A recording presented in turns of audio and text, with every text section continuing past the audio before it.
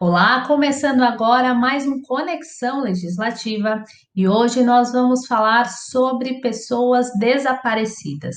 E para me ajudar nesse bate-papo, eu recebo o Darko Hunter, que é diretor da Divisão de Desaparecidos da Secretaria de Direitos Humanos e Cidadania da cidade de São Paulo. Darko, seja muito bem-vindo ao nosso programa e muito obrigada pela presença. Muito obrigado também por chamar para ter essa conversa sobre esse tema muito importante e que está cada vez mais consciente com a sociedade. Bom, para começar o nosso bate-papo, gostaria que o senhor explicasse para o nosso público o que caracteriza uma pessoa desaparecida, porque eu vejo que às vezes as pessoas ficam na dúvida. Então, gostaria que o senhor começasse já esclarecendo essa parte para a gente, por favor. Certo, uma pessoa desaparecida é aquela que tem um paradeiro incerto ou, e não se sabe da sua localização. Então, existe um mito sobre a questão da aguardar 24 horas, 48 horas, 72 horas para registrar um desaparecimento. Quem define esse tempo é o familiar que sabe da rotina desse ente que não está conseguindo efetuar o contato. Então, a orientação que a gente passa é, assim que perceber que um familiar desapareceu, saiu da rotina, sempre ia trabalhar, voltava para casa, chegava naquele determinado horário, tenta fazer ligação, não consegue, se passou um intervalo de tempo muito maior, efetuar o BO de desaparecimento, entrar em contato com a Polícia Militar, bombeiros, SAMU, passar a informação dos dados da pessoa para verificar se houve alguma ocorrência daquela pessoa, pode ter passado mal na rua, sofrido um acidente, e isso acaba auxiliando na localização um tempo mais rápido, porque os primeiros minutos são os mais importantes no momento do desaparecimento. O senhor trouxe uma questão que era justamente o que eu ia perguntar, que as pessoas ainda têm essa ideia que só podem dar queixa, só podem registrar aquele desaparecimento quando já se tem 24 horas. E como o senhor acabou de explicar, isso é um mito, né? Não existe a necessidade dessa espera. E eu queria que o senhor falasse de que forma esse registro rápido pode até ajudar ou facilitar que essa pessoa seja encontrada. Certo. Assim que é efetuado o BO de desaparecimento, vamos lá, vou dar alguns exemplos aqui para auxiliar. Com o BO de desaparecimento, essa pessoa está oficialmente cadastrada como desaparecida. Se ela tiver numa unidade hospitalar, o hospital, e ela não consegue fornecer dados, o hospital tem como obrigação, por lei, encaminhar os dados dessa pessoa para a Delegacia de Pessoas Desaparecidas e solicitar também a coleta de digitais, quando se trata de pessoas desconhecidas. Então, com essas informações, dentro da central do IES, tem um sistema chamado WAFES, que vai procurar por essas digitais para identificar essa pessoa. Ao fazer essa busca, se tiver um BO de desaparecimento, constará a informação que está desaparecida e o contato com o declarante é efetuado. No caso de ML também, a gente tem uma parceria com todos os ML de Paulo, onde a gente recebe os dados de cadáveres identificados e não reclamados, que a família não tem conhecimento que aquela pessoa veio a óbito. No caso do ML, por lei, o corpo fica por 72 horas. Terá um intervalo maior para efetuar um BO de desaparecimento, nessas situações, acaba dificultando a localização do familiar nessas situações. E até para auxiliar, que às vezes surgem muitas dúvidas, né, do que fazer. A gente sabe que é um momento muito tenso para a família quando uma pessoa desaparece. Como é que a família pode ajudar? Quais são as informações que precisam ser fornecidas para ajudar a secretaria, para ajudar as autoridades nessa busca? Quais são as informações que não podem faltar na hora de fazer o registro? Certo, muito boa pergunta. Nesse sentido, a, a família acaba se perdendo realmente quando passa por uma situação dessa, num país é uma situação que não tem hora para acontecer, então acaba saindo dessa rotina. Então, as primeiras orientações é o BO desaparecimento, e verificar com esses órgãos, Polícia Militar, Bombeiros e SAMU, e com base nessa dificuldade que as famílias sempre relatam, a gente aqui na Secretaria de Direitos Humanos criamos um guia com orientações com todos os serviços da rede que trabalha com desaparecimento, o programa de localização e identificação de desaparecidos do Ministério Público, Defensoria Pública, Secretaria de Segurança Pública, na 5ª Delegacia de Pessoas Desaparecidas, e todos os outros órgãos nesse guia que consta no nosso Secretaria de Direitos Humanos. Temos um formulário também aqui para cadastrar na nossa divisão, os casos de desaparecimento. Na nossa divisão, o primordial é ter o BO desaparecimento, que aí já a gente consegue inserir dentro de um sistema que falarei mais para frente. As características da pessoa é fundamental: tatuagem, cicatriz, marca de nascença, porque às vezes a pessoa é localizada e a pessoa não consegue verbalizar o próprio nome. Então, com essas características, a gente consegue fazer filtros para estar localizando e identificando essa pessoa e, posteriormente, verificando que ela consta como desaparecida. Dados: nome da pessoa, nome da mãe, data de nascimento. Para a gente, essas são as 3 fundamentais características que é necessário para estar efetuando uma pesquisa aqui sobre um desaparecimento dentro dos bancos de dados municipais. O senhor trouxe uma questão muito relevante, que às vezes quando a pessoa desaparece, ela é encontrada, ela não consegue verbalizar, né? Já que um desaparecimento pode se dar em diversas situações. E se tratando de crianças, né, que muitas vezes não têm a noção do próprio endereço, do próprio telefone, por conta da idade mesmo, essas informações são ainda mais relevantes. Queria que o senhor contasse um pouquinho sobre essa atuação quando se trata de um menor de idade que muitas vezes está desaparecido e que, se for encontrado, precisa que a pessoa o reconheça e não ao contrário. Certo. Todos os casos que recebemos aqui até hoje de crianças, ela consegue passar pelo menos o primeiro nome da mãe ou do pai. Com esses dados, a gente já consegue fazer um filtro e estar localizando um familiar. Teve um caso que a criança veio de Minas, pré-adolescente já, veio de Minas Gerais, aqui para São Paulo, entrou no ônibus, clandestinamente, chegou aqui na rodoviária, o Conselho Tutelar acionou a nossa equipe, e com as informações que foram ali passadas, o primeiro nome da mãe, a gente conseguiu entrar em contato, ver da onde que o ônibus veio, entramos em contato com o Conselho Tutelar de Teófilo Otônio, e lá conseguimos a identificação dessa criança. A família lá já estava procurando por ela, no dia anterior ela estava nesse próprio conselho, e a gente conseguiu verificar essa informação. No caso de criança, o inquérito já é aberto de imediato, a busca imediata.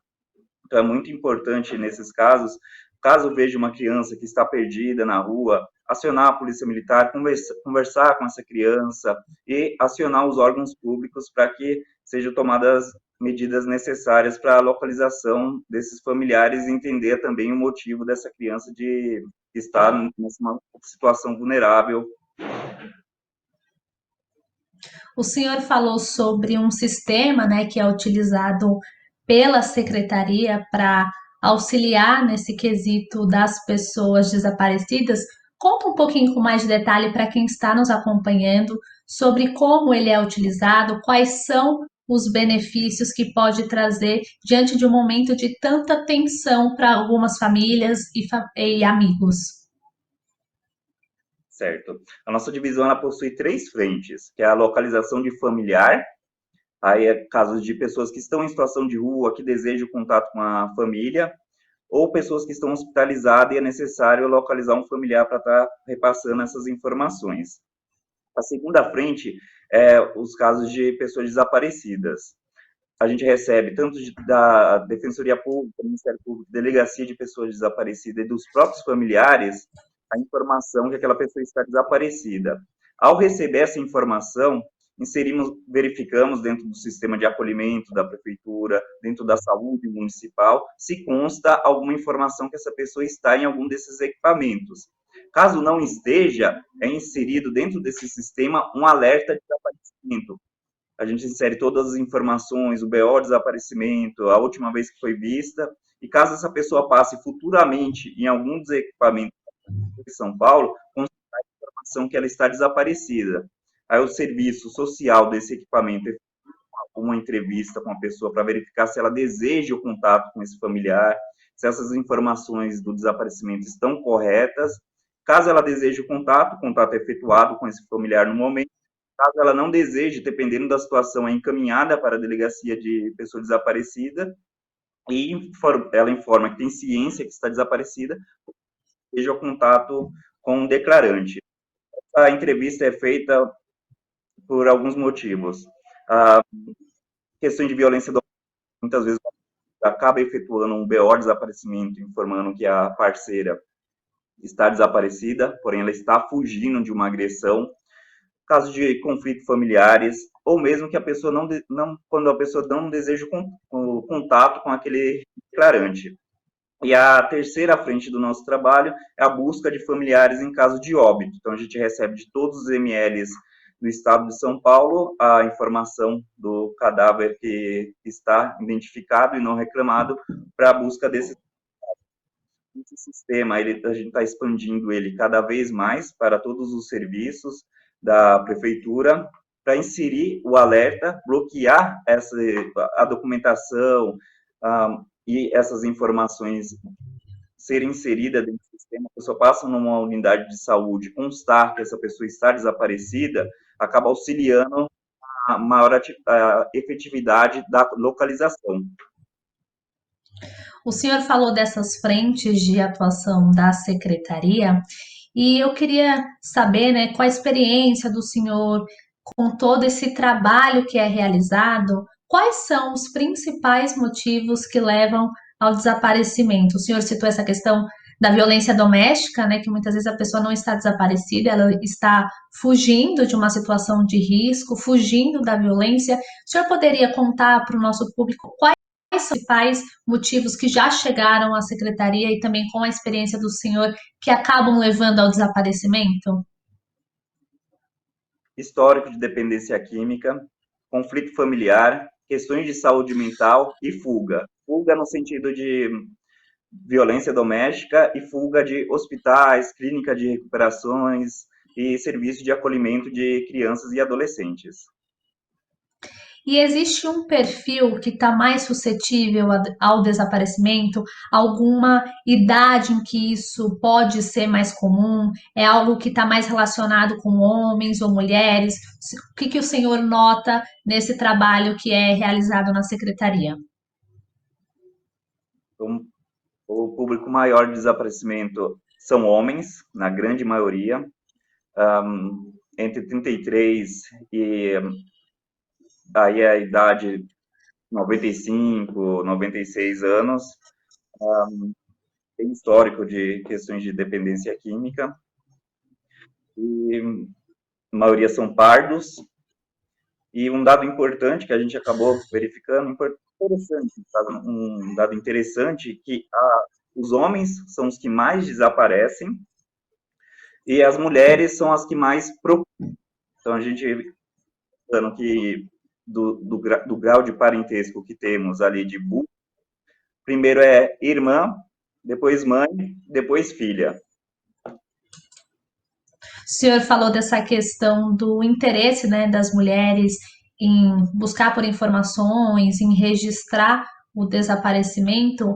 É o que a família pode fazer para ajudar neste momento de busca? E mais, existe alguma ação dos amigos ou dos familiares que pode atrapalhar o trabalho da secretaria e das autoridades? Acho que vale a pena o senhor falar sobre isso, porque no momento de desespero, de você não saber onde está aquele familiar, aquele amigo, as pessoas acabam querendo resolver e nem sempre elas sabem, né, o que fazer. Certo. É muito importante quando o familiar está passando as características, o histórico do desaparecimento, sempre informar todos os dados. Às vezes houve um conflito familiar ali, no momento que a pessoa é localizada, a pessoa informar, não, a gente teve uma discussão, me expulsou de casa, não desejo mais retornar para lá, então esse fato acabou sendo omitido. Então foi o motivo do desaparecimento, não é que a pessoa apenas saiu de casa e não voltou mais, não, teve um conflito ali que foi omitido no momento da efetuação do BO desaparecimento.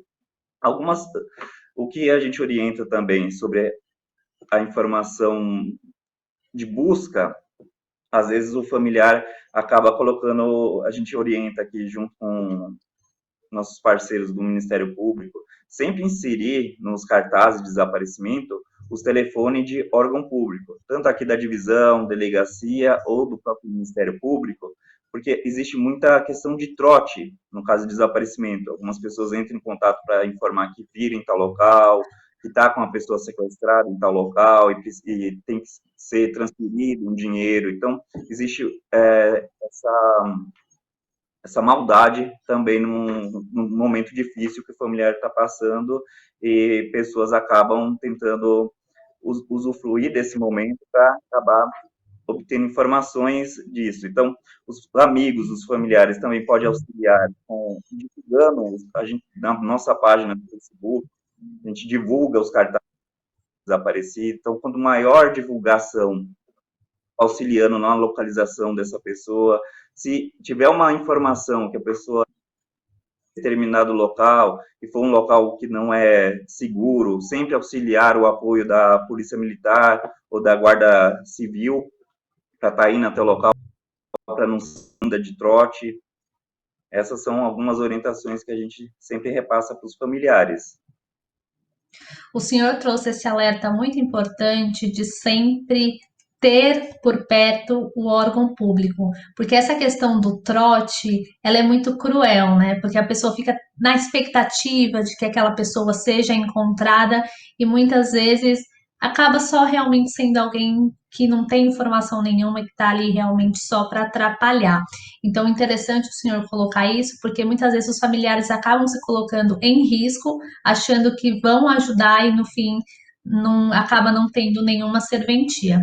Queria que o senhor falasse um pouquinho mais sobre o trabalho da divisão dos desaparecidos, porque para a gente, às vezes, a gente não consegue entender como é esse trabalho, né? A partir do momento que chega um familiar com um registro do desaparecimento pedindo por ajuda. Quais são os passos? Queria que o senhor contasse um pouquinho dos bastidores desse trabalho que é extremamente relevante.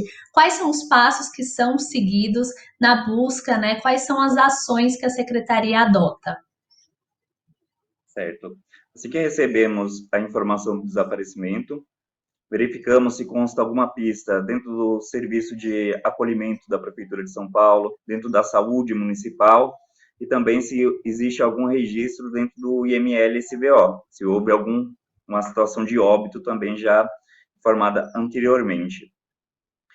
Verificando que não tem, vou dar os dois exemplos. Quando a gente localiza uma pessoa, a gente verificou a pesquisa, a pessoa está dentro de um serviço de acolhimento. A gente entra em contato com esse serviço, o serviço faz essa entrevista com o desaparecido e acaba localizando ali a pessoa. Aí vem aquelas duas situações, se deseja contato ou se não deseja contato. Das duas formas, o declarante fica ciente da informação que a pessoa foi localizada e passa bem, salvo o caso de violência doméstica, que o agressor não é informado sobre essa localidade que a pessoa está. Nos casos da saúde também, ele verifica, a pessoa consta em alguma unidade de saúde, o serviço social é informado sobre a questão do desaparecimento e também essa entrevista é efetuada com a pessoa. A gente acaba recebendo vários casos que às vezes não se trata de desaparecimento, e sim de perda de contato. Aquela sua primeira pergunta já trago aqui novamente também. A pessoa saiu no início da pandemia, a gente teve um aumento bem grande de perda de contato. Por quê? Um familiar morava em outro estado do Brasil e não tinha mais contato com um familiar aqui. Uma tia não tinha mais contato com um primo aqui de São Paulo, porque com o tempo parou de fazer essa conversa. E isso se caracteriza como perda de contato. Então, com a pandemia, com as informações de óbito que temos todos os dias, aquele familiar ficou preocupado, será que aconteceu alguma coisa com o meu ente? E começaram a entrar em contato conosco. Então, houve esse aumento na questão de perda de contato não é a nossa prioridade de trabalho aqui, a gente efetua na medida da disponibilidade, porque a prioridade são os casos de desaparecimento, caso que a pessoa saiu da sua rotina, não o caso de uma pessoa que acabou se perdendo pelo contato. Então, a gente também efetua a questão da perda de contato, temos bastante resultados também, às vezes a família que não tinha contato há mais de 50 anos e acaba efetuando as pesquisas, nesse caso, a gente efetua a pesquisa em todo o território nacional, então às vezes a gente localiza um familiar que está em Minas Gerais, uma pessoa que achava que morava aqui em São Paulo, então a gente efetua os contatos tanto com os órgãos públicos de lá, quando não consegue, só consegue um endereço, não consegue um telefone.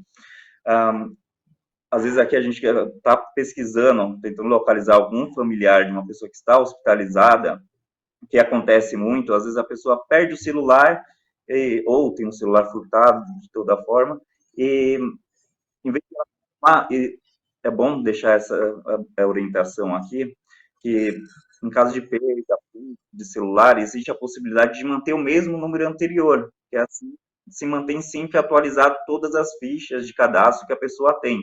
Às vezes a gente está efetuando pesquisas, consegue localizar mais de 30 telefones, e liga para todos e todos estão desatualizados. A gente tenta algum outro familiar mais próximo, até conseguir um número. Às vezes é uma lista de 300 números telefônicos, até conseguir um número que seja atualizado para efetuar o contato.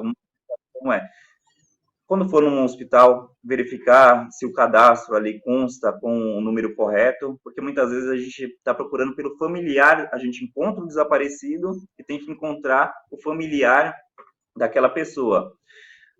Teve um caso que a gente recebeu que o BO desaparecimento tinha sido efetuado há um mês, a gente localizou a pessoa, tentou entrar em contato com o declarante, porém o número que estava lá já estava desatualizado, havia trocado de chip. Então, sempre a gente teve que fazer a busca reversa, já procurar por quem estava procurando. A gente conseguiu localizar a informação, a gente foi até o endereço, a pessoa desse um mês já mudou de telefone, tinha mudado de endereço, só que não tinha atualizado essas informações dentro do BO desaparecimento. Então, os vizinhos acabaram informando ali onde que o pessoal havia mudado, a gente foi lá, conversou com ela e informou sobre a localização.